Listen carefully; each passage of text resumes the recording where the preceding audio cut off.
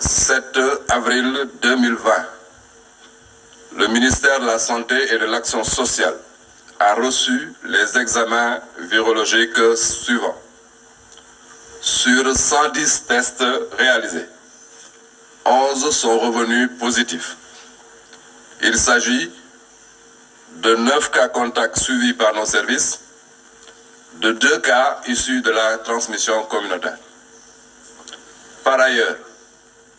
13 patients hospitalisés ont été contrôlés négatifs et donc déclarés guéris. Ils sortiront d'hospitalisation tout à l'heure. L'état de santé des patients hospitalisés est stable. À ce jour,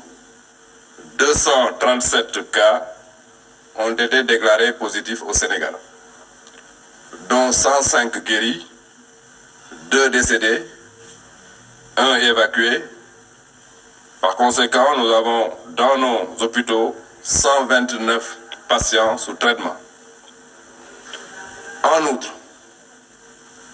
le Comité national de gestion des épidémies, au sortir de sa séance tenue hier, 6 avril 2020, a émis les recommandations suivantes. Premièrement, les comités régionaux de gestion des épidémies, avec l'appui des forces de défense et de sécurité, devront systématiquement mettre en œuvre leur propre stratégie pour endiguer la propagation communautaire du Covid-19. Deuxièmement,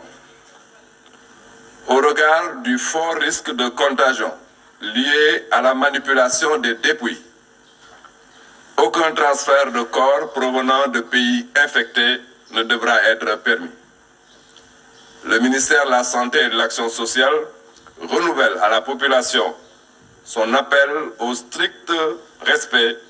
des mesures de prévention individuelle et collective. ma liral leen communiqué wu bés bi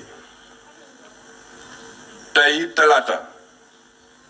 juróom-ñaari fan ci weeru avril 2020 ministère de la santé et de l'action sociale jot na résultat test yi ci téeméeri test ak fukk yi ñu def tey fukk ak benn ñoo ci positif bon nag ñoom ñoo am jàngoro ji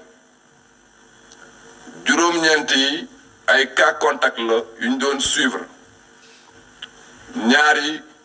ñoo nekk transmission communautaire mooy ñu ko am te xamuñu fuñ ko jëlee ñu leen di yëgal ne fukk ak ñett ñoo xamante ne ñu ngi leen doon hospitalisé mën nañu wax ne tey wér nañ danañ leen génnee ci bés bi ministère de la santé et de l'action sociale mu ngi leen di yëgal ne ñi nekk hôpital ñu ngi yëg tan ba mu commencé ak léegi mën nañ jàpp ne ñaar téeméer ak fanweer ak juróom-ñaar ci cas moom la Sénégal déclaré boobu ak léegi ci ñaar téeméer fanweer ak juróom-ñaar yooyu téeméer ak juróom wér nañ ci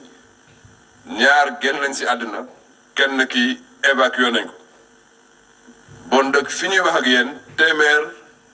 ak ñaar fukk ak juróom-ñeent ñoo nekk hôpital ñu leen di faj ñu yëgal leen tam ne démb comité national de gestion des épidémies mooy kuréel gi xamante ne moom moo yor xeexu Covid 19 bi daje nañ démb ñu tënk ñaar bu njëkk bi ñu ne cas communautaire yi mi ngi bëgg a bëri mi ngi bëgg a jégg dayo bon dëkk région bu nekk gouverneur bi mooy diriger comité régional bi xamante ne moom moo yor xeex bi ñu ngi leen di ñaan ku nekk nga am taxawaay pour cas communautaire yooyu ñu mën ko daggal nu mu gën a gaawee beneen bi comité boobu jàpp mooy ci wàllu transfertu dépouille yi mooy ñi xamante ne dañoo faatu bitim réew ñu war leen mën a indi denc leen ci seen réew ñu ne jàngoro ji fi mu toll léegi ak wàll bi ni mu gaawee